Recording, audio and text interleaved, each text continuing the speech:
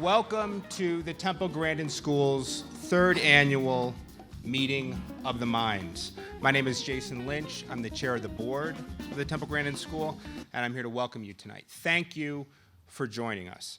As some of you know, but maybe not all of you know, the Temple Grandin School was formed in 2011 to provide an academic and education setting for students who were not served by traditional classroom environments. These are kids with Asperger's and similar learning profiles who have enormous potential, but who could not find their way in the usual public school environment. Meeting of the Minds is an important fundraiser for Temple Grandin School. You're going to hear more about that tonight. But it's also our effort to contribute to and to generate dialogue about lives lived on the autism spectrum. So we are grateful that you've joined us tonight. TGS is not just a school in Boulder County serving students as it is today in grades 6 through 12. It is that. But it is also a laboratory that is built a model for education for students like the ones we serve that we want to share with the world. There is a bigger mission at Temple Grandin School besides just what's going on in the classroom every day. And by being here, you're supporting that mission, and what we're doing, as I said, is creating a model that we are putting out to educators all over the globe.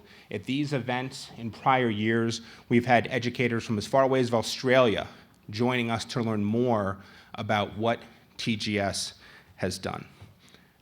As the parent of a TGS student, let me assure you that the teachers and staff at the Temple Grandin School are nothing more than engineers of human potential. They have built a truly amazing program that is unlocking opportunities and growth for students who are otherwise going to be left behind. And one thing I want to do before we go any further tonight is to thank the teachers and staff who are here tonight from the Temple Grandin School for what you do.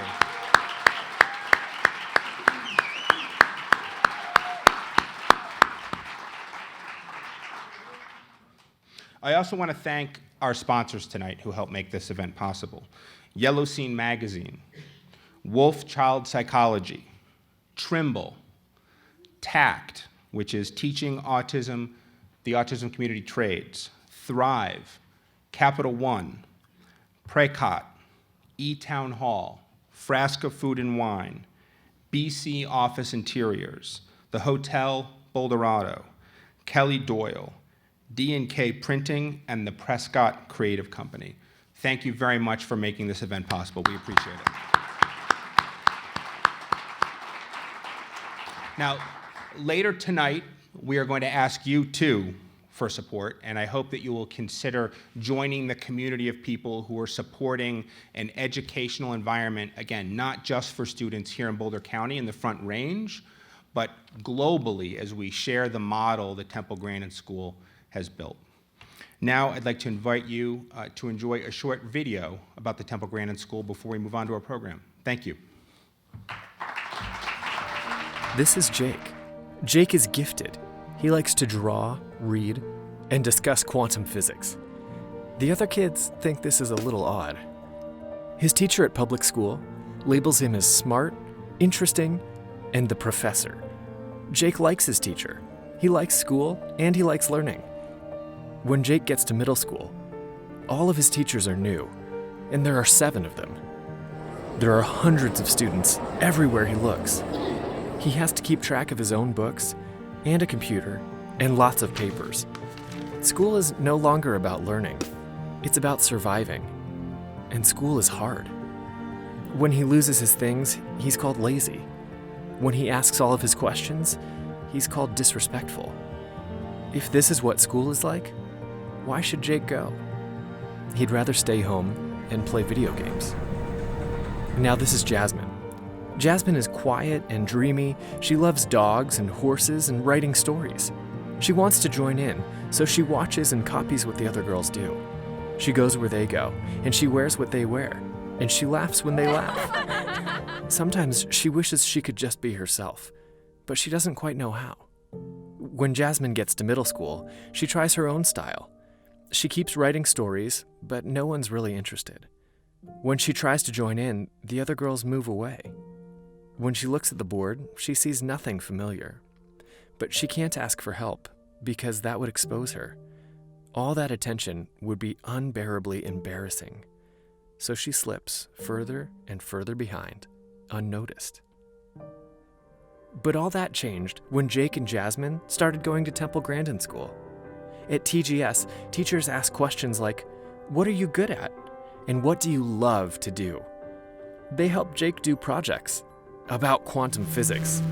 Some of the other students like quantum physics too.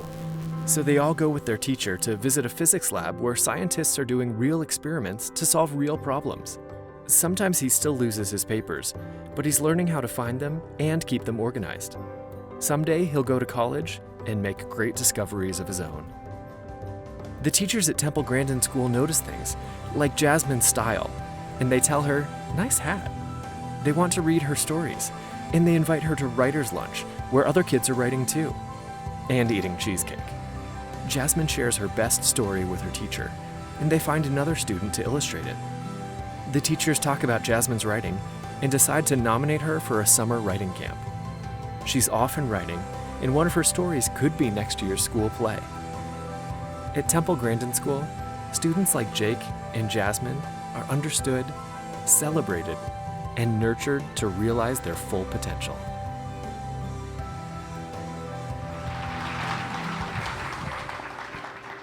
Hello there. It is. How many out there, this is your first meeting of the minds? All right. Well, welcome. We're really excited you're here. And I guess the rest of you, been here, done that? Yeah.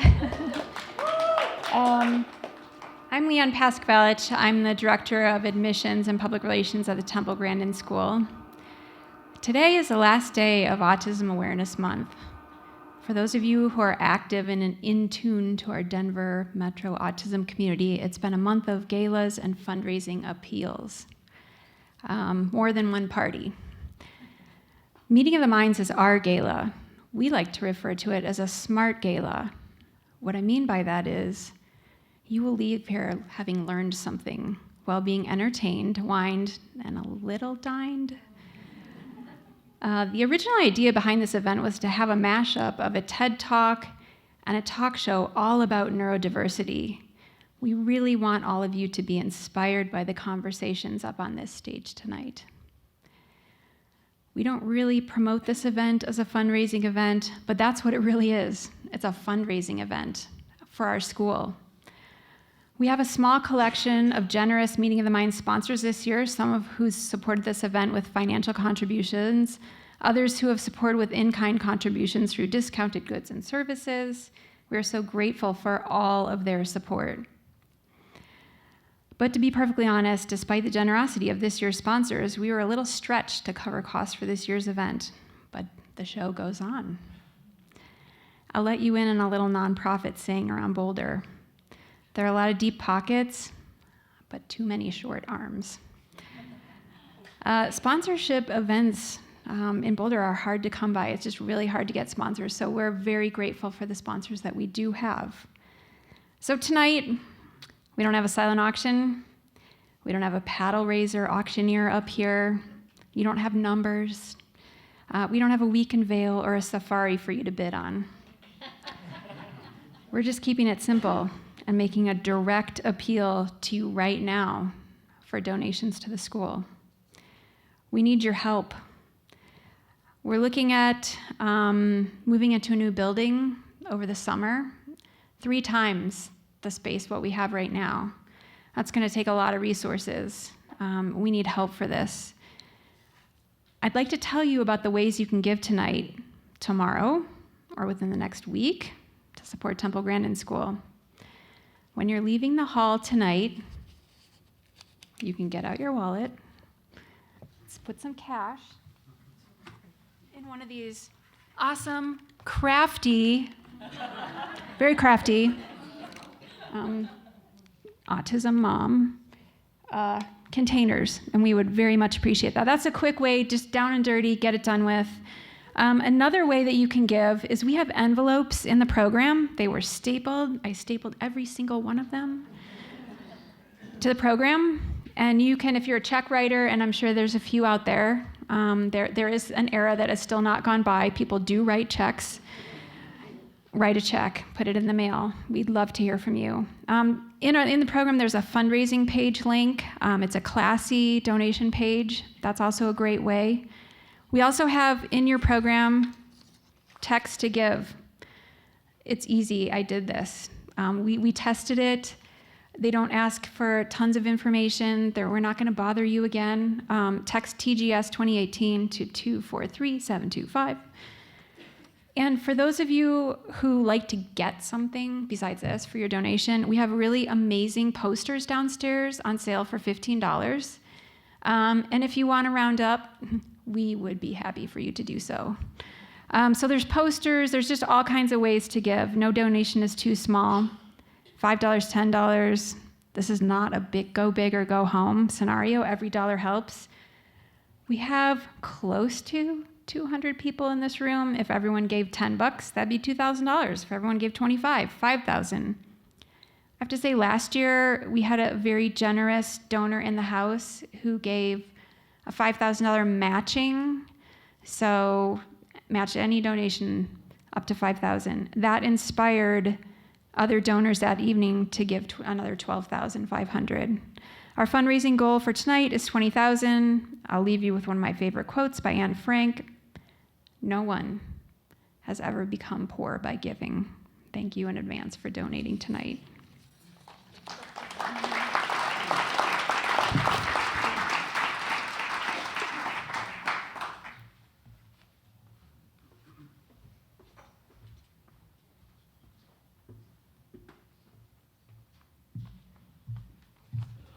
I promise we're going to get to the speakers really, really soon.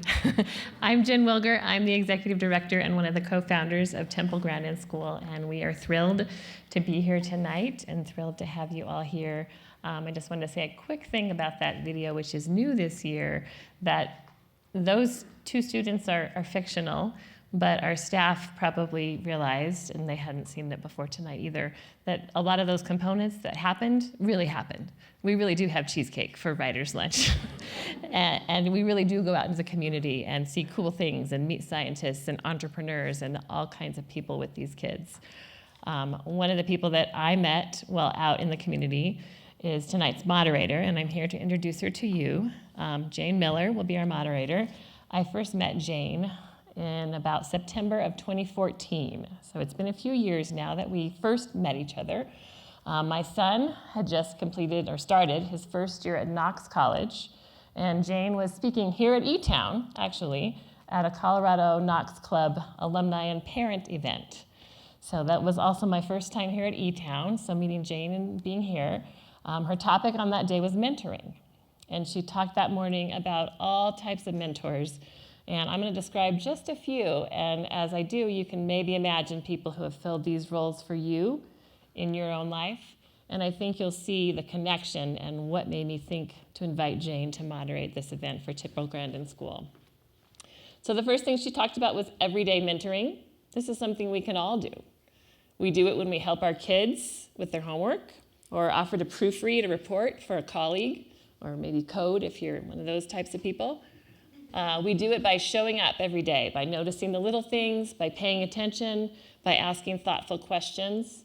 Over time, these little bits of support and insight offered to us by others lead us to discover new strengths and try new experiences. So everyday mentoring. Accidental mentoring. Temple Grandin, our keynote speaker tonight, has been an accidental mentor for many of us, I believe. In her talks, she'll tell you about her own mentors, like her science teacher and the supervisor who introduced her to deodorant, if you've seen her movie, read in her books, who encouraged her and helped her do the right thing, as she now encourages us. Until tonight, you may have never met her, but her words, her books, and her life's work have challenged many of us to achieve more than we thought possible.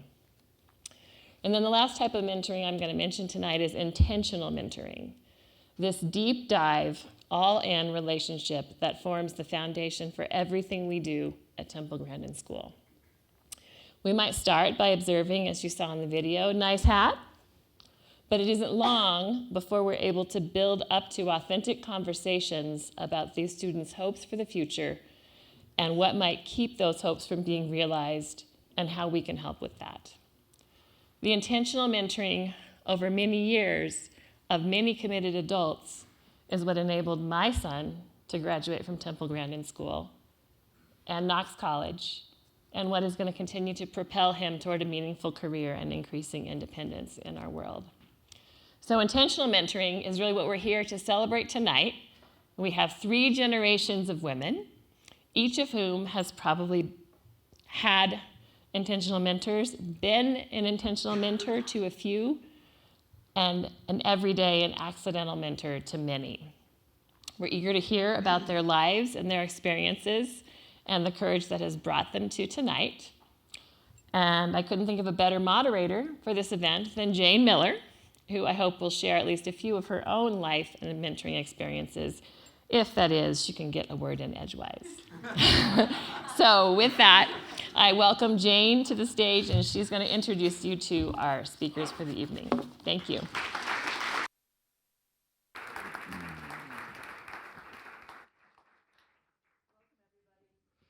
Thrilled to be here. I'm only going to just talk for a second because these 3 women have so many incredible things to share, but I want to just share my first experience with Meeting of the Minds was last year at this time, and I was able to come with my good friend Dee Dee Rice, who's here tonight, and it was a life-changing experience for me. I don't have any children with autism.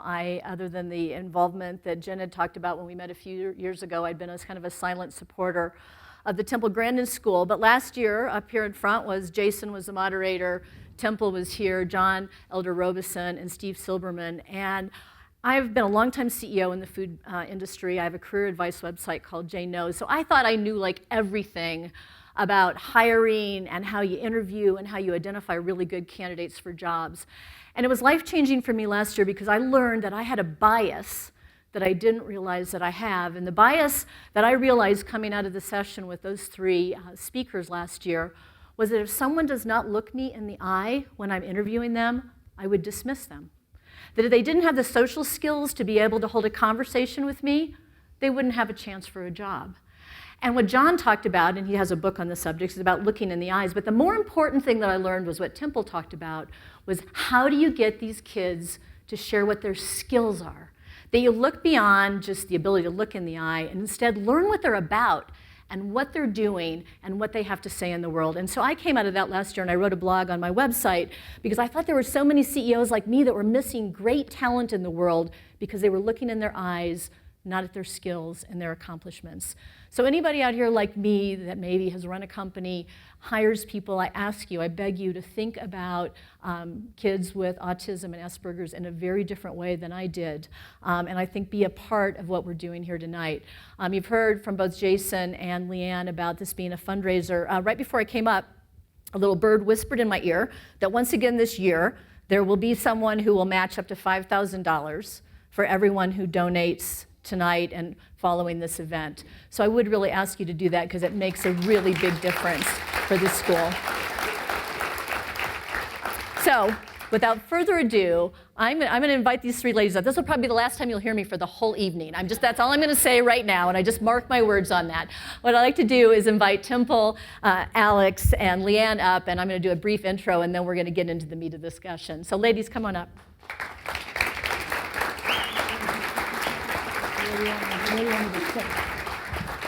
Wherever you like.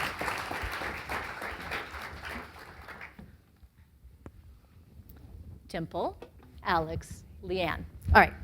Now, probably everybody who's here already cyber-stalked these gals like I did. So they really don't need any introduction, but I'm going to introduce you anyway. They're just so impressive, you just have to hear their individual accomplishments. So I'm going to read this so I don't miss anything, so forgive me for looking at my page, and I'll start with Dr. Grandin. Dr. Temple Grandin's accomplishments as a speaker, author, and advocate earned her a place among Time magazine's 100 most influential people in the world in 2010. Yeah, right? Her life story was detailed in the acclaimed and Emmy Award-winning HBO film starring Claire Danes called Temple Grandin. She's a New York Times best-selling author, and Dr. Grandin continues to speak and write about autism, most recently in her book, Different, Not Less. Dr. Grandin has been a professor of animal science at Colorado State for over 20 years and has made enormous contributions to the livestock industry. So much that we're talking about tonight is about autism, but for those of you who follow Dr. Grandin, you know that she's even more well-known and famous for her work in the livestock industry. Her insights into animal behavior shaped innovative approaches to livestock handling that have become the industry standard. And I'd like everyone to welcome Dr. Grandin.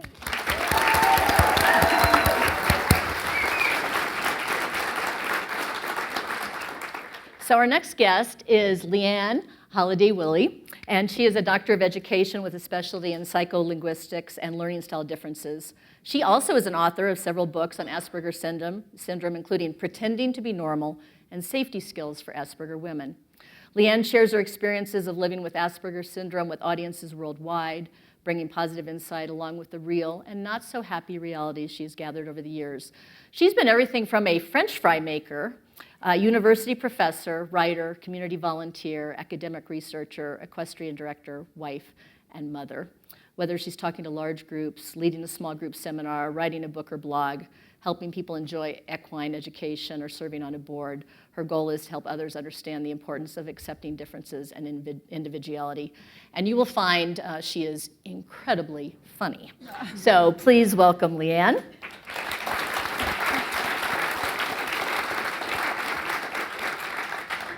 And last but not least, before I give you all of Alix Generous's credits, what I will say is she is the only one up here of the four of us that does not have a book yet. So I want everyone to give her a lot of pressure because she has a lot to say and we really need to get it out in the world. So if you have a chance to meet her later, we need to have your book, Alix. So, but what has she done besides not writing a book yet? She is a mental health activist, speaker, and writer. If you have a chance to see her TED Talk, My Inner Life with Asperger's, it's received over 1.6 million views. I think I've watched it about 100,000 times, so it's probably 1.7 million views now. Her works have been featured on NPR, Bloomberg, Business Week, TEDx, and the Sydney Opera House. Through high-impact media, comedy, clinical expertise, she advocates on a wide range of issues concerning mental and developmental disabilities. She graduated just recently. She's 25 years old.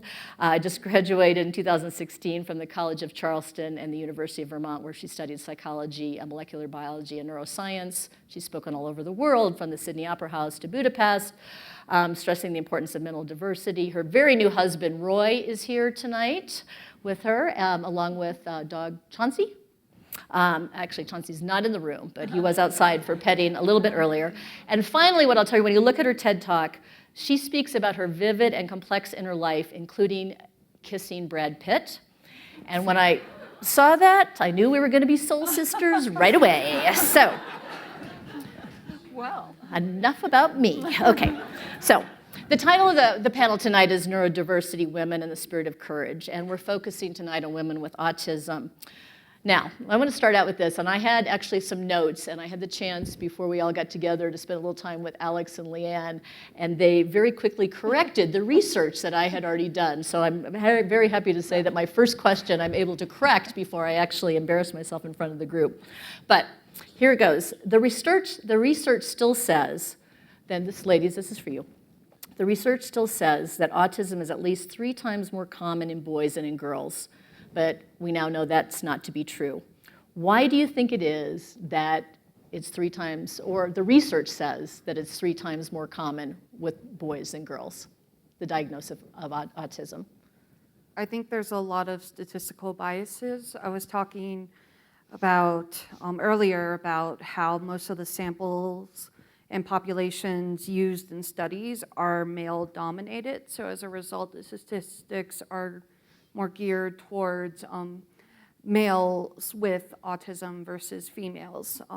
And in a way, the translational aspect from the study to how it actually reaches the public, you get, I believe we get a cultural bias as a result on what we think autism is. I was watching a little cartoon up there, and I mean, lots of times girls are better at imitating the social stuff, so it doesn't show up as much. I think that's probably part of it, but I had plenty of social problems. Right. I think even when we have social problems, I did too, but girls seem to have been, when I was younger, more gentle in helping us learn to socialize. We were given baby dolls, we were given toys, we were given things that helped us mimic what we call neurotypical world might be. And then as I got older, I thought like a boy. I wanted to do boy things. The boys accepted me because I was no threat. I think the cultural bias is part of it, the pretending. I had no interest in girl activities. I hated Right? girls. Right. All I wanted to do was go build stuff. And But I was that's boy And I was stuff. the second girl in my school to get into 5th grade shop class. See? There you have it. So Temple would not have really, I mean, gone as diagnosed perhaps as some kids. We're smart, we're interested. If you believe in right brain, left brain hemisphericity, so the right brain is strong in females and the left brain is supposed to be stronger in males, but in autism, it's thought that the left frontal lobe is what's been changed or damaged in birth trauma or genetics, or I don't really know what the answer is quite yet. If women are born with stronger right brain hemisphericity and we lose some left brain, now I'm screwing that up. I've been up like all night for 4 days.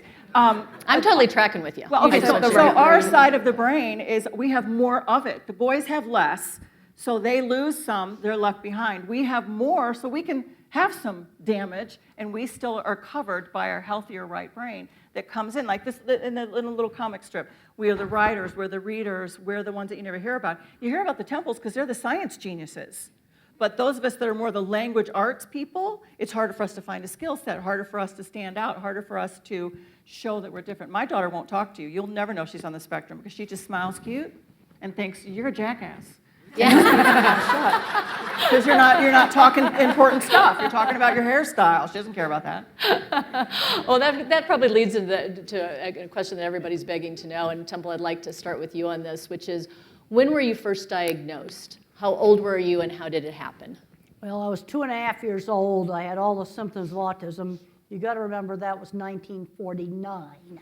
And doctors didn't know what autism was. Right. And I was very lucky that mother took me to a neurologist. And the neurologist tested me for epilepsy, negative, tested me for deafness, negative.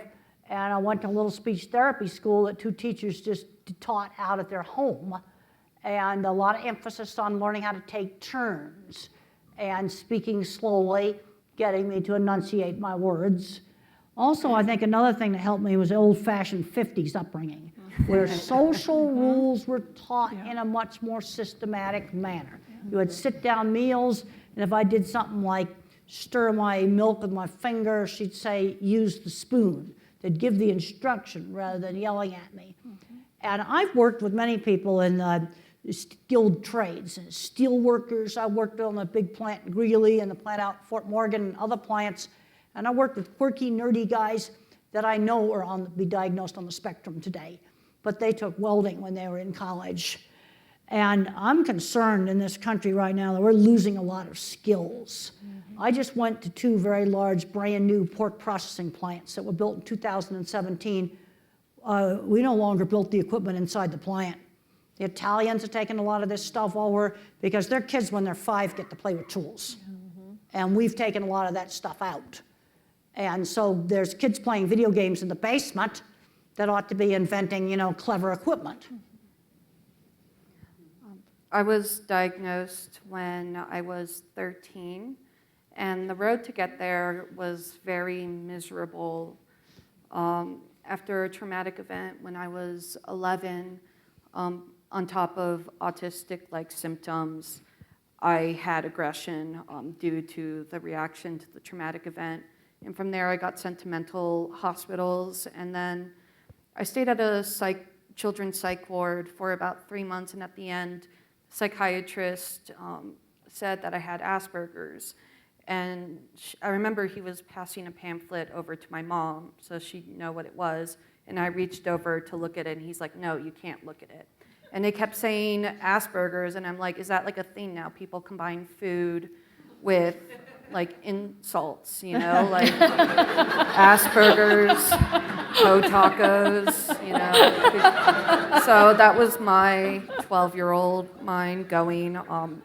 But luckily, I was able to mask a lot of stuff, mainly because, like Temple, if my mom could have brought me up in the 1950s. She would have. She might as well have, because same thing. I remember her giving us a lecture at the dinner table of how to use silverware properly, you know, and you don't interrupt people, you respect adults. And what I liked about it is that parents were the authority, and as a result, the rules and the structure were clear. Now we have a lot more loose boundaries.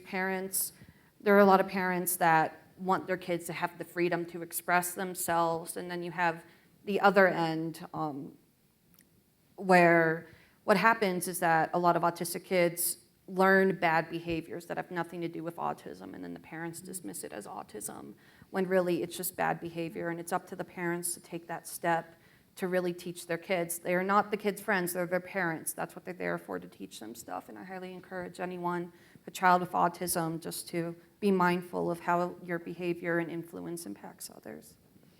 Alex, did you feel better when you were diagnosed? I mean, you know, along with the dinner menu? I mean, what was the Well, to be honest, like, those 3 months that they were doing evaluations were probably one of the most depressing moments of my life, and I'm just being honest with you. I'm not trying to be dramatic.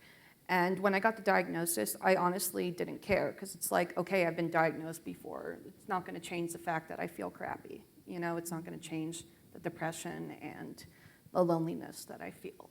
However, though, I think an accurate diagnosis is very important on providing a roadmap to where you can get resources and successful treatment, which is a lot of girls with autism are being misdiagnosed. I, for one, was diagnosed with bipolar when I was 6, put on my first medications when I was 6, and it was awful. I was over-medicated. I was having nosebleeds from Depakote that the blood wouldn't clog, so I had to go to the hospital. And this is only when I'm like 11. My jaw would lock up because of Risperdal. I mean, it's really scary what a misdiagnosis can do to someone, and it's very important. One of the books that I read early in treatment, actually, which I know you contributed to, was Asperger's in Girls. And I think from there, my perspective of what autism could be and what it means rapidly, like, it broke open, it cracked open, and I started to realize the potential and the hope there was, based on the strong community of women, for sure. Yeah. Thank you. I think maybe one thing I'll just say to the audience is this might be different than a lot of other conversations you might get into with panels, because I think there's a lot of openness and rawness and really being authentic about, we're going to talk about some tough issues that women with autism have dealt with. So I just want to kind of say that to the group, that it's really, I think it's really brave of you two, the three of you, to share some stories that are very, very personal, because I think it could have a lot of influence on everybody here, whether you have children with autism or you are yourself. Liane, how about yourself? Well, I was always odd but different, and I was the child in the comic strip, you're lazy, you're not trying hard enough. You know, in kindergarten, they would say, my teacher's name was Mrs. Stonebreaker, and I kept saying, why aren't you breaking stones? You look like a stone, you should be breaking a stone, why are you here? And she would say things like, go get your mat. And I would stand there, and she would say to my parents, your daughter's obviously unintelligent, she should not even be in kindergarten, and my father would, you know, my father was on the spectrum, we didn't know at the time. Long story short, he said, what mat are you speaking of? And she said, all the mats we have. And my father said, I don't use state-funded equipment. I purchased a rug for my daughter, and it's perfectly suitable to lay down in. When I was in World War II, we didn't have such a thing. And so, you know, he'd say, Liane, go get your rug, and I'd get my rug, and he'd say, if you would use the right terminology, Liane would follow suit. And if she doesn't, like these guys are saying, I would get in trouble. You know, if I broke a window, I had to go to the insurance company and talk to the insurance company. Temple and I were talking earlier, kids don't know how to shop today. I did the grocery shopping with my dad. I was taught everything, and he explained everything to me in every drive, how many soybeans are in that field, how would I you can tell go? you, when I was a teenager and I kicked a hole in the piece of plasterboard in our house, Mother made me fix it. It took 2 days to fix it, and I had to repaint a whole section of the wall, and she says, and it's got to not show. And that was a ton of work to fix it. And that's what they did. That's what I did. That's what you did, and you learned that way, man. You don't want to go. And so my daughter at 6 was probably more like Alix, and I was the funny kid, and I was always entertaining everyone. I liked laughter, and I didn't want to ever get in trouble. I adored my father, and I didn't want to get in trouble. And if I was ever too far, I couldn't hear his snap, I was too far away, so I was always his shadow. So my daughter was more like Alix, and she was having some behavior issues. They thought it was oppositional behavior disorder. We had her hearing tested. We had epilepsy, much like Temple's beginning. And I kept saying, I think this is Asperger syndrome. Dr. Atwood's work was out. Dr. Grandin's work was out. Donna Williams' work was out. Uta Frith, that was about it, some Brits. And I said, this is Asperger syndrome. Took her to Brenda Smith Miles Clinic in Kansas. She was diagnosed over the course of 2 days. I told all the residents and all the doctors and all the teachers, I said, I'm telling you my daughter has Asperger syndrome. And they said, well, you know, Mrs. Willey, we believe that, and we also believe you do too. And I was like, why are you saying that? You haven't talked to me. And I rambled, went out. So Tony was there. I met Tony. Long story short, I've been diagnosed 4 times because I keep saying, I have a job. If I have a job, I can't be on the spectrum. Well, Temple and I know that's not true. I'm married. I can't like boys. I don't really like sex that much, but I don't like boys. I'm on the spectrum. You can't be, you know, I have children. I can't have autism. I have children. That doesn't, so you guys laugh at that. I don't even think that's funny. But okay, yay. My husband does not laugh at that. But he's in the basement, I'm upstairs. So, and then I was diagnosed. Then Dr. Atwood picked my father out of an audience and said, are you Mr. Holliday? Well, yes, I'm Mr. Holliday. I'm the engineer. I worked with Gus Grissom and John Kennedy, and Tony talked to him. He said, I think I know where the autism gene came from. And we love it. I mean, it was Dr. Grandin who is I mean, she walks in and I start almost shaking because, like Alix said, you opened the door for us different kids. I was a popular kid, but I didn't think so. And I met this woman who said, you're a woman, learn something, be smart, use your brain. Don't use your boobies in your face, well, you probably didn't say that, I said that. Use your brain, and it worked. And that's how I can support myself without my husband. Not well, but I can. And so I was diagnosed through my daughter, and then my dad through me, and that's very typical for women still. Wow. Yeah. Well, going specifically talking about women, you know, some of the research that I did initially showed that as autistic girls enter adolescence, they have higher rates of depression and anxiety, and there appears to be a link between eating disorders and anxiety. Is that true in your experience? When I got into puberty, that's when the anxiety hit. Yeah. And all through my 20s, it got worse and worse and worse. And I had my squeezing machine, that helped. Right. But eventually, in my early 30s, I went on antidepressant medication because I read an article called The Promise of Biological Psychiatry in Psychology Today. And then I went and looked up the journal articles, you know, those great big, huge index medicus books. And I found the papers, one on endogenous anxiety, by Belanger and Sheehan, and it had a list of symptoms, and I go, that sounds like me. And they had used the old antidepressant drug Tofranol. And I kind of resisted the idea of taking medication, and then I had to have a skin cancer taken off my eyelid, which was really traumatic, and I thought, I'm gonna crack up, and I went to my GP, and I faked depression. I was gonna get this drug. And I'd already spent a lot of years, about 8 years in construction, and when you need parts, you get the parts. Yeah. That's the attitude of construction. And I started out on a starter dose of 50 milligrams, and 2 days later, I'm going, wow, this works. Now, I want to warn, when you use antidepressant medication for anxiety, very low doses. The label doses are way too high. Some people only need half a starter dose. Or Prozac, that's 10 milligrams. That's half a starter dose. Because if you get too much, you're going to get anxiety, you're going to get agitation and insomnia. And I write about that in Thinking in Pictures. I have a chapter on my own personal experiences. Medication saved me. Now, the amount of stuff you were getting was absolutely ridiculous. And I've been on it ever since, still on it. I've worked with visual thinking designers. They're all on low-dose Prozac, and they would have been in the gutter on drugs and alcohol if they weren't on low-dose Prozac. So a little bit of the right thing, it saved me. Absolutely saved me. Yeah, I do have to say that I love my meds. Mainly, I'm definitely on way less meds now, but it definitely, the way I describe it is, you know, if I didn't have meds, you know, I probably couldn't get out of bed and do a lot of the things that I do because I am naturally a very sad person. And it isn't my fault, it's just my biology or whatever. And meds help me get out the door and get to jobs on time and help me.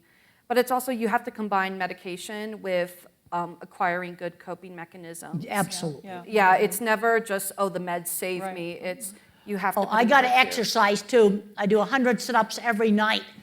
Otherwise, I can't sleep. That's fantastic. Good for you. Yeah. I eat chocolate, so that's me. I eat chocolate too. I'm running sex. I'm running a chocolate company now. I'm sorry, what about sex? I avoid it. Avoid it, okay. I'd be the opposite for sleep. Sorry. No. Bad joke. Earmuffs. Earmuffs. Now, do you have meds to go with the no sex situation? To go with what? The no sex situation. Okay. No, I just have my own room. I have. I don't like humans next to me. I'm not a big human person. I like. I'm on Klonopin and I'm on Celexa. Is my medication. And like Dr. Grandin said, a little bit goes a long way. On very bad days, I'll take Xanax. When my father passed away, and this is kind of a PS, but when we bond with someone, like I bonded with my father, Dr. Grandin, and her mom quite close. I'm sure you know, when my father died, I felt like I died because he was the human that understood me. So you all, especially those of you that are not related to autism, you come here and I can share with you that I'm a recovering bulimic, that I had depression, that Alix can share with you. You feed off your accepting energy, and if we were to bond with you, a young child down the street that you showed how to build a lawnmower or how to have a paper route or how to clean windows to make 20 cents. Well, what does it pay today? $85 an hour? I made 50 cents an hour. But you get us and we love it. And when my dad died, I felt like I died because he was the human that understood me. Now with this neurodiversity movement, we're all beginning to go, hey, it's okay. You don't have to like boys, girls, whatever. We love you because you're a human. I don't love humans, but I love the essence of individuality is what I'm trying to say. I'm the inarticulate one. I don't even, But Liane, what about the mentorship thing that you're talking about? Because Yeah. Jen kind of talked about that as she introduced the speech tonight. I mean, and if you think about the audience and Right. the ability to impact somebody's Yes. life, I mean, take us where you're kind of going Well, with that. like Dawn, who's helping you all use this beautiful land for the new school. If every one of you did one tiny thing, and I don't know how to raise funds. I sit on boards to give advice. I'm the worst fundraiser in the world. I make no money raising horses. So I think that's one way to mentor, certainly as a financial contribution. Sometimes I can just go to a grocery store and I get very lost very easily in malls and grocery stores and busy places. And when I just stop and say to someone that works there, can you direct me to, the dairy section? And they don't go, oh, whatever, it's over there. In just 2 seconds, if they say, sure, let me take you. What are you doing today? Are you new here? Where are you from? I'm lightened. And that's an accidental mentorship.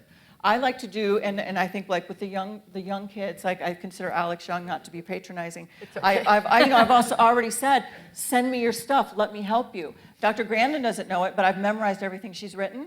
So and you can't like call her and say, hey Temple, let's go chill, because she's extremely busy. But I know she's there. I know she's in the world. And if you call me, I'll answer. Don't start that, because I'll be calling you every day. I'd be prank calling you probably. I want to go horse, and because you know why? Because she likes horses. So I love her autism thing, but she has Dr. Grandin told me years ago, don't make autism your world. Have other things in your life, and that's what you all are to us. We're not just going to talk autism, we're going to talk about the human experience, and that is a rich, rewarding mentorship. And get us a job, get us jobs, hire us. do. I'll proofread anything you have. All right, well, let's, thank you so much for that. I think that's is fascinating.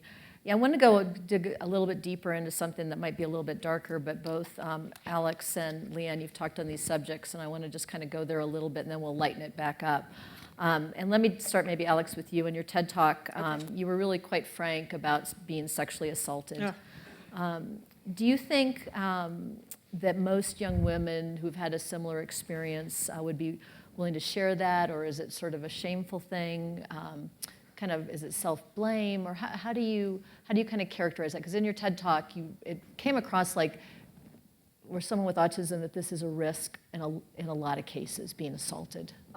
So it isn't an easy question for me to answer, but I'm going to share it, and it is not happy what I'm about to say, but it is my life, and I've had a lot of therapy to help with it. When I was 11, I was sexually assaulted by my dad, and after that, I was never the same. I had, my mind changed, like my aggression.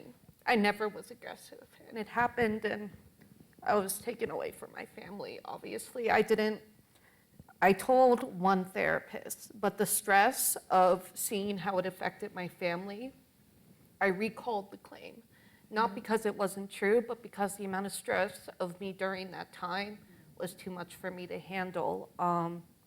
So I hid it, and I didn't actually deal with it until I was 22. Part of it is because one of the ways that children deal with abuse is they forget a lot of it, they disassociate, and I did a lot of that. But it's also like I didn't have the strength to really see how it affected me until then. And I would like to say that, you know, I'm over it and stuff, but truly I'm not. I do suffer from pretty bad PTSD. I have night terrors every night.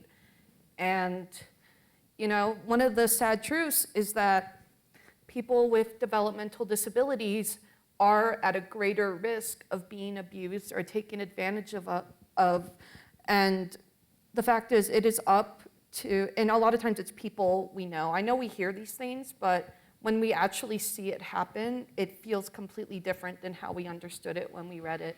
And the last thing I will say is that it is up to people to not turn a blind eye towards things, to protect children and teach people how to advocate and empower themselves. One of the things, as a therapist now, I teach kids, I teach them how to communicate, don't touch me. And how I do that is once they know me and feel more comfortable with me, I grab their arm and then I say, don't touch me, and then they repeat it.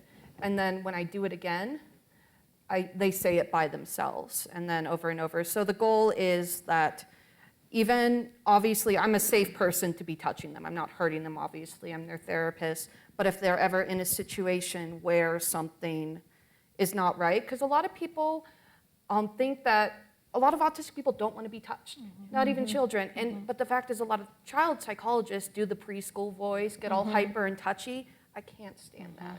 And I tell my supervisors, I am not bubbly, but I deeply care about the kids that I work with, and I help them. And I think as a community too, how women express their experiences is up to them. And I think one of the greater tragedies is the males who experience it, because they're not a female, feel more ashamed to come out. So if anything, I think it's up to the survivor of whatever happened to decide how they want to handle it. I'm not going to say, oh, all people should share their stories, do the hashtag #MeToo stuff. It's every person's different in how they cope with difficult experience and emotions. And it is rude to expect someone with disability to recognize what they have and force them to overcome what they have. You have to empower them. You can't force someone to overcome adversity because that's the ideal you see for them, if that makes sense. Yeah, it does. Yeah, no, Alex, thanks for sharing that. I know it's really deeply personal.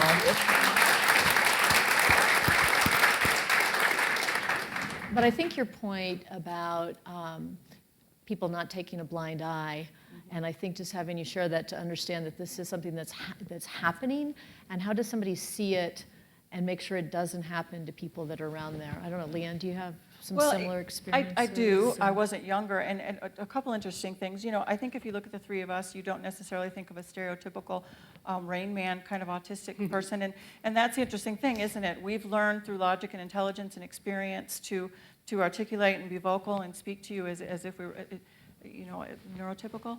And I presented in that way. Once I was in college, I had learned to parrot people quite well, and I had a theater background, and I could be whoever I was with. If you were from the South, I could be as if I was from the South, so I looked quite normal. And my first assault was one of my favorite phys ed professors, and it was quite a horrific physical assault. And I thought, what did I do to make him think I was sending out the messages? I totally took blame for it. He was probably 65, I was 20. Looking back, I think nothing. We were in bowling, and he said, "Do you want to go look at the bowling pins?" And I'm like, "How a bowling machine works? Yeah, I want to look at that." And I went back, and then it was a groping and touching, and I didn't tell anybody because I was ashamed. I started dating a wrestler because I like the looks of men, even if I don't want to touch them. And I told him, and he said, I had a man tell me, this is what men think. When you smile, when you wear a low-cut T-shirt, because I don't like clothing, that now it doesn't, whatever. But then, as a kid, I would wear like real short shorts, hot pants we called them, because I hated clothing. I didn't realize that was sending a message of maybe, and it shouldn't, but it maybe sent a message that I'm available, whatever. And he explained to me how some men think. I interpreted that, took it all in, thought I had learned everything, went to a wedding for a friend, was with a man who I thought was one of my best friends, complete date rape. My counselor, including Dr. Atwood, said, "You quit calling that date rape, girlfriend. That was rape, and that was rape." And it wasn't my father. I would have killed myself if it had been my father. My mother was raped by her father. I know, I feel sick for you.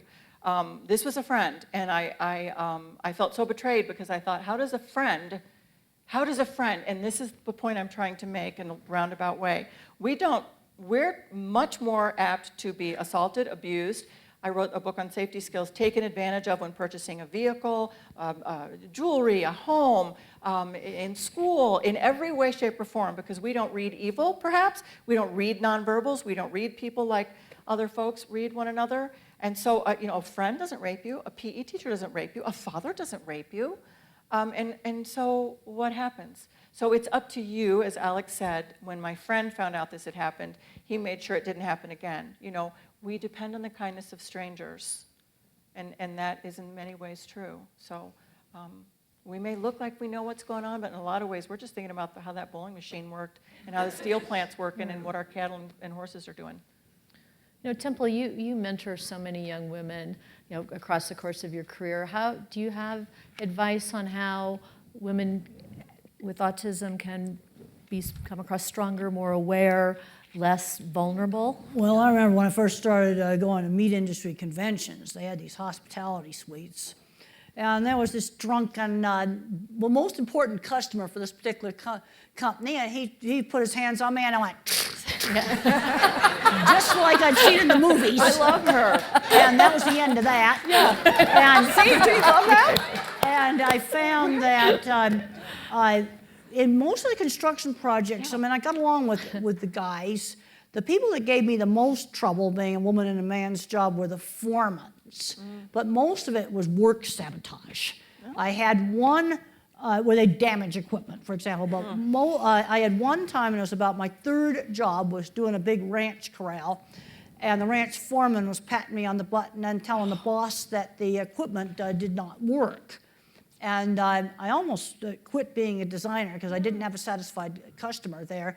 But fortunately, I had a very good mentor, Jim the contractor. They were good people. It was Mr. Carlock, my science teacher. But then Jim the contractor had seen some of my drawings in the early 70s, and he seeked me out. And he was one of my best friends. He was always a gentleman, Marine Corps captain. The thing that's interesting is that quite a few of the people that helped me were ex-military. Yeah, I find that too. Quite interesting. And I got respect by most of the guys out on a job. And as long as it wasn't a boss doing something to me, I was a good member of the Little Boys Club. Yeah. And I'm not going to get into what we discussed in the job trailer, but I knew they wanted to talk about stuff. I knew how to deal with it. I become a member of the Little Boys Club. And I talked to a lady who was a plant manager for a very large chicken company. This was about 10 years ago, and she was a lot younger than me. And she says, "Well, I'm a member of the Little Boys Club."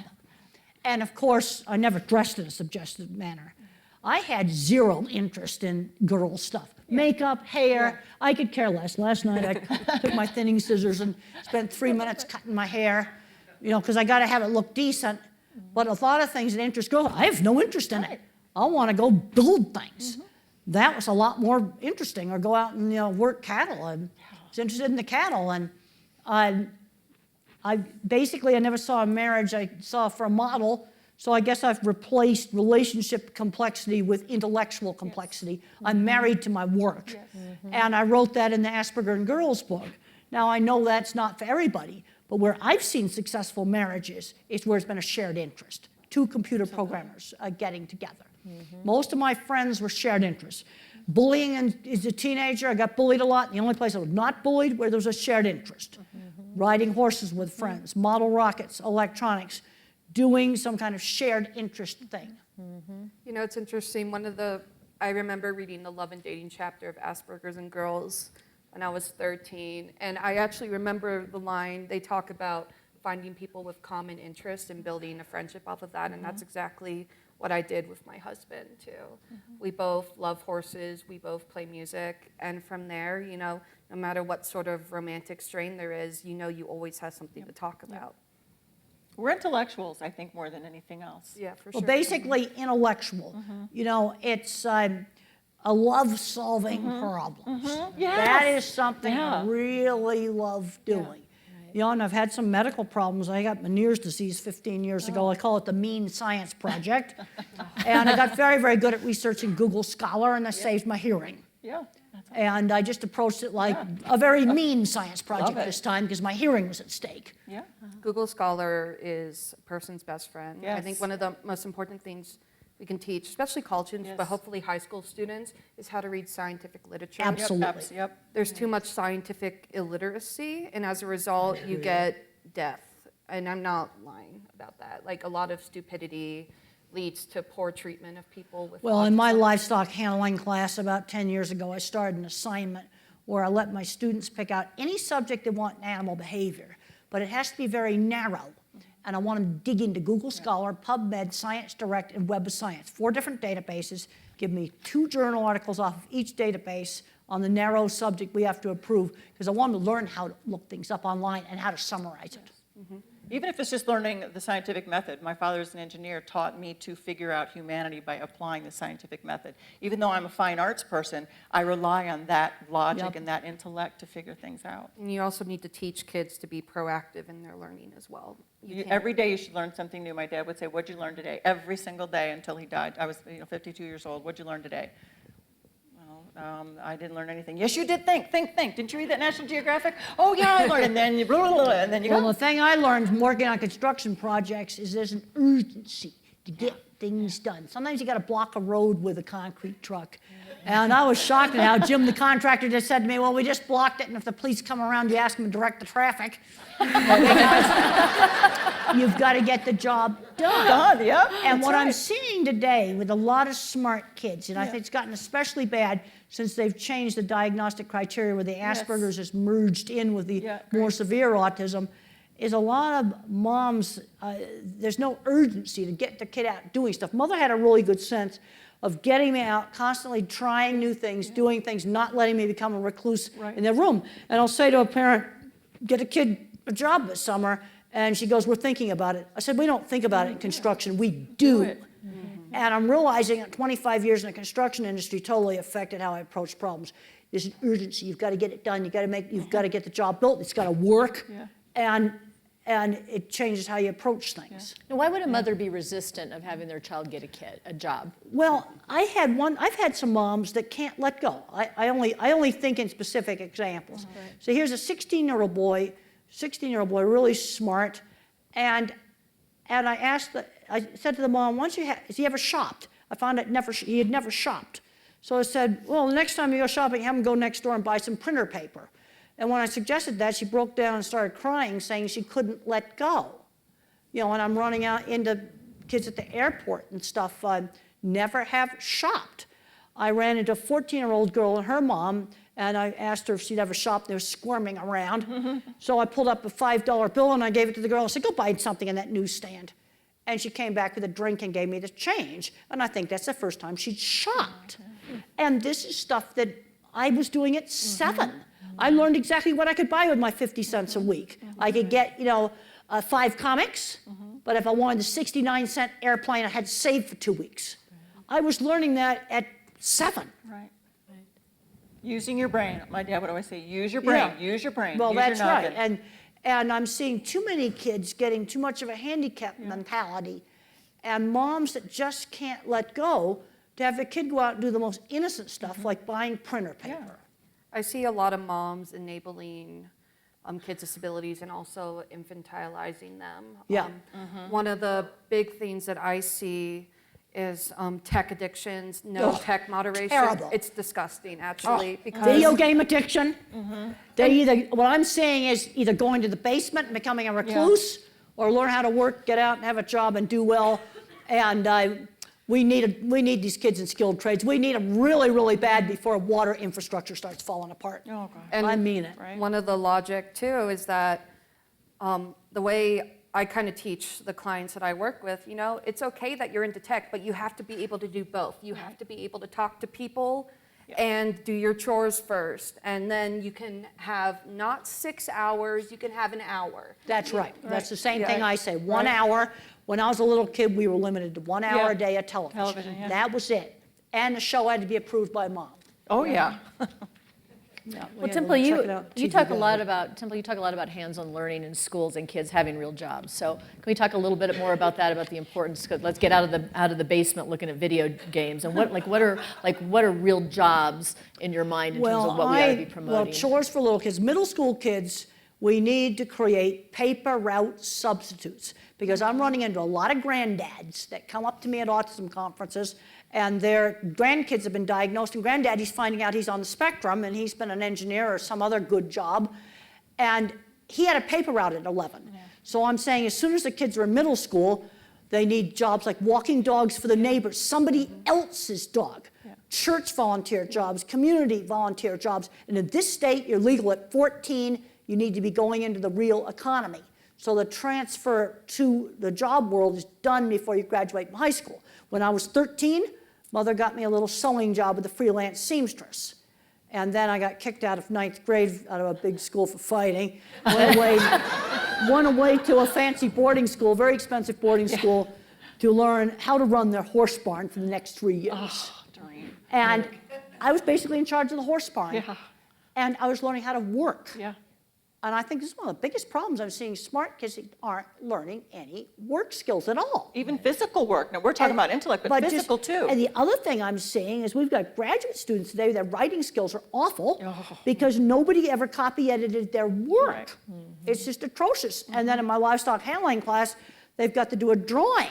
It's getting worse and worse. They don't know how to use a ruler. Teaching them how to use a scale ruler is getting harder and harder. They don't even know what a compass is. Yeah. And Home Depot's top video is how to use a tape measure. Stop it. I'm not kidding. My gosh. Let's all just go home and pray. That is, oh my gosh. But we were getting kids also growing up totally removed from the practical. Yeah. And we're going to be running into really bad problems with losing skills. That's the reason why those two plants have equipment in there made by Italy, French Canada, who still value skilled trades, and Europe. Germany is very big on valuing the skilled trades. Well, I like your thought though about it's, what's the replacement for the paper route? Yeah. Because we're not, we're talking about simple jobs like walking a But dog the paper or whatever. route also, you had to go collect the money for the paper. Right. You had to go build up subscribers on your route. Social That paper skills. route You have also to taught talk to people. entrepreneurship. Yeah, yes. Right. Mark And Cuban, that's how he and started. marketing, and that's why, and I'm seeing granddads coming up to me all the time that are finding out that they're on the spectrum. Yeah. And they've had decent jobs. And where they find the diagnosis is helpful, insight into relationships. That's where it's helpful. And I've got this book, Different Not Less, 14 old Aspergers, all employed, self-supporting, get diagnosed later in life, and it helps with their relationships. Well, my question for you in that case is what's the difference between increasing employment but also watching out for child labor laws?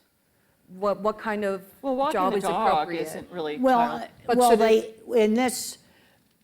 the thing they've got to learn some working skills. I'm not suggesting that 14-year-olds work on oil rigs. Oh, of course not. Of course not. You have to be 18 for that. But every time but in this state, you can do what they call safe retail at 14 in this state of Colorado. Other places it's 16. But they've got to start learning how to do a chore outside the home. And the reason I recommend the dog walking, it costs nothing to implement. Right. Exactly. I want to make sure I'm suggesting things that, low-income folks can do. Church jobs. Yeah, can be You're volunteer. gonna like pass the plate around. You're gonna dress up in your good suit and pass out the programs and shake hands with people. Working Get a at the little library. Over, you're gonna Right, set up the right. chairs Yeah, where they start learning how to do a task on a schedule outside the home. and finish it. And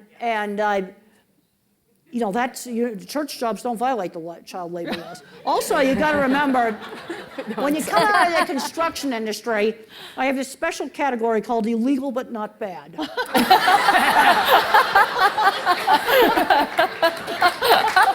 But the thing I'm finding is if we don't get the kids doing this, they're having awful outcomes, and they're ending up in the basement playing video games. And what I've found with the video games, there's some kids where they can come home from school, do an hour of video game, and then put it away. Right. And there's other kids where it's a drug. It is, it And changes your this brain. is, Yeah, and it just wrecks their lives. Yeah.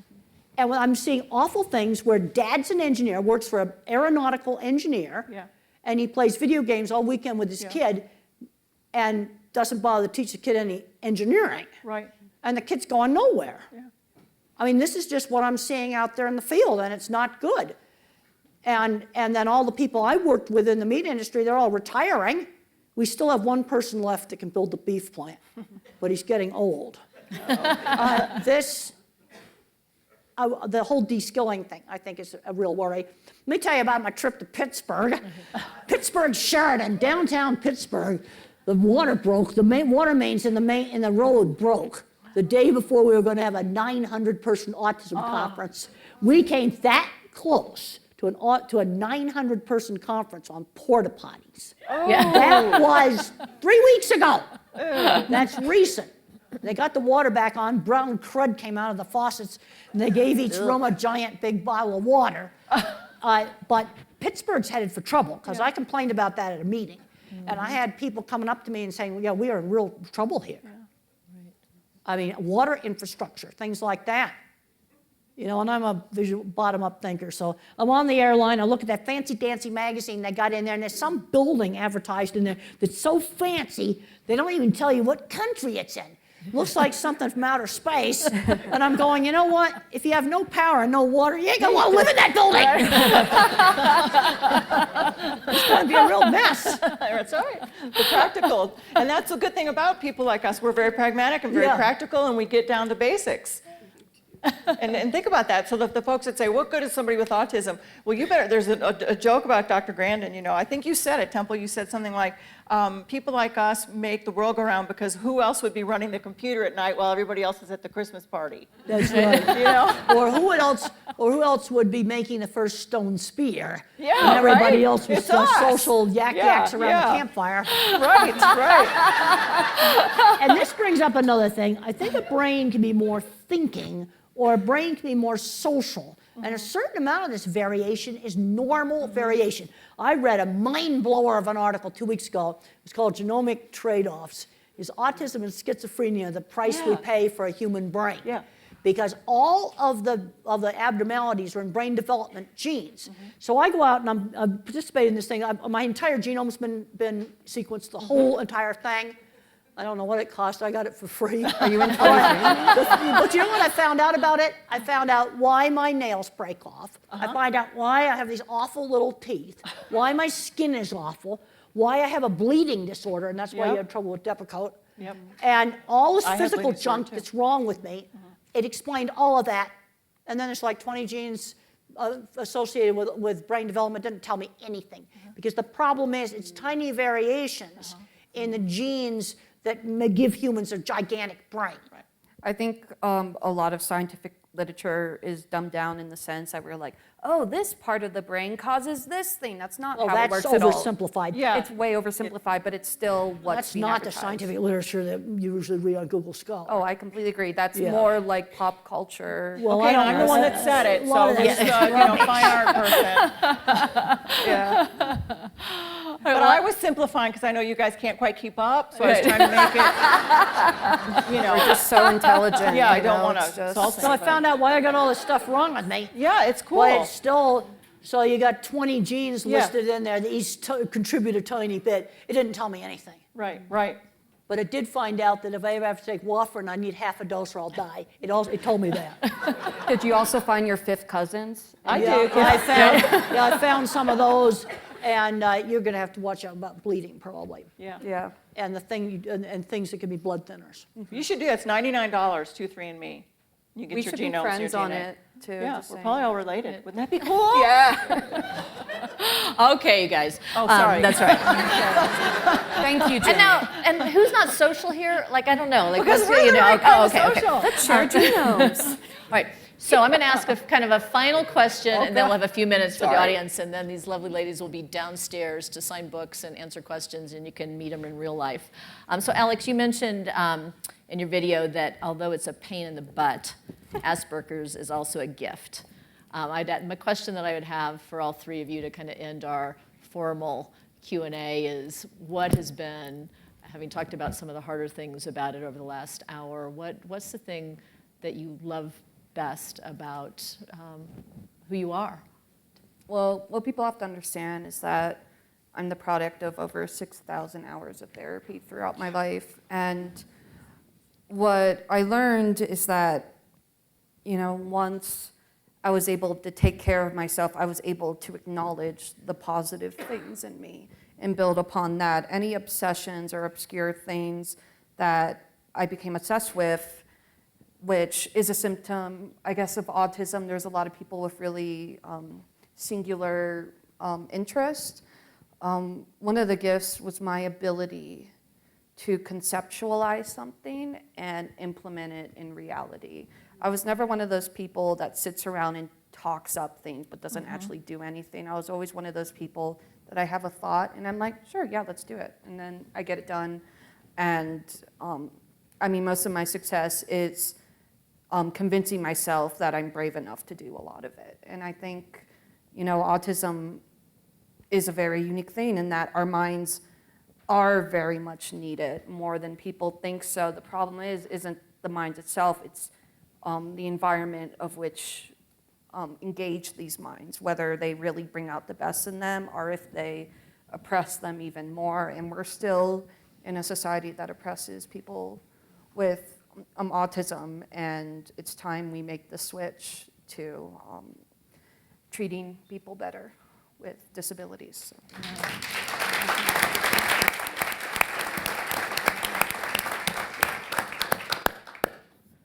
Well, it's been a journey for me. When I was young, I thought everybody was a visual thinker.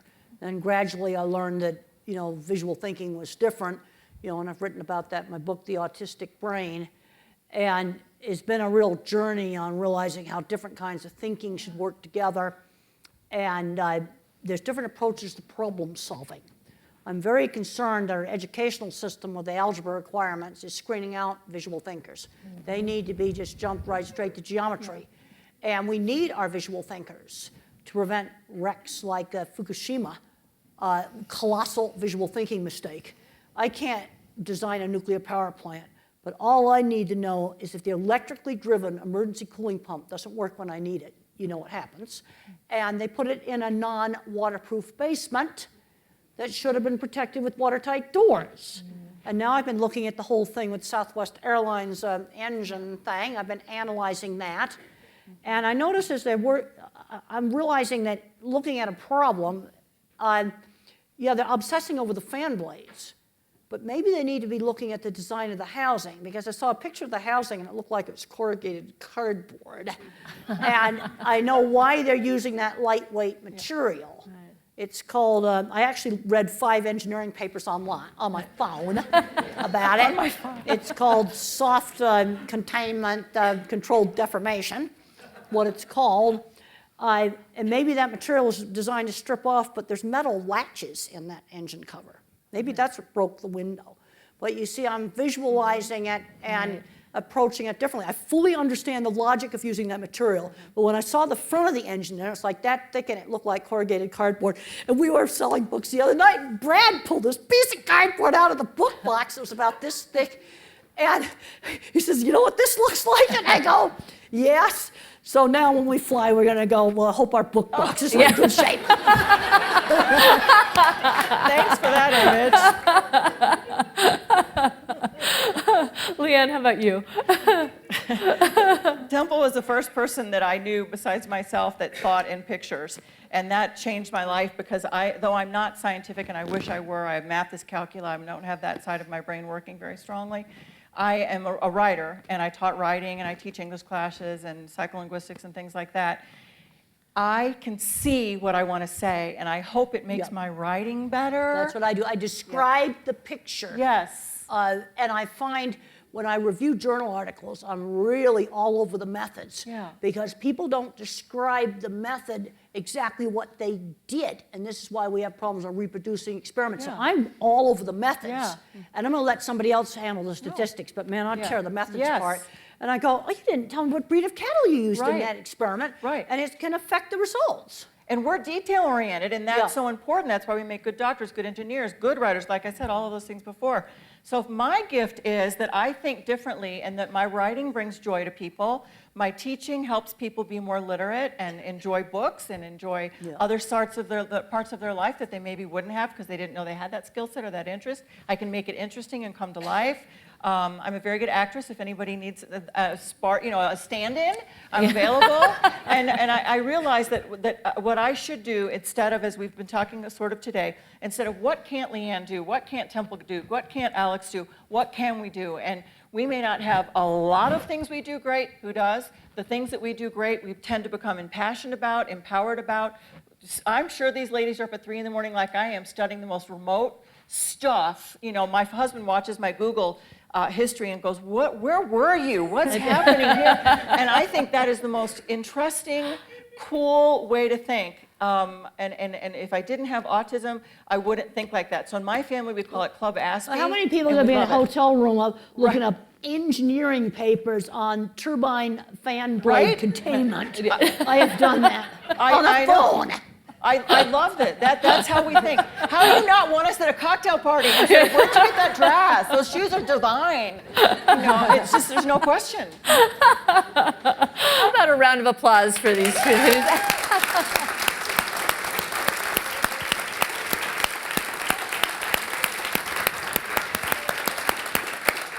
That's so awkward. What do you do? Thank you. So join us downstairs. Don't forget to text, mail a check, give some cash, and donate, and your donation will be matched up to $5,000. It's really important for the school. So let's go party.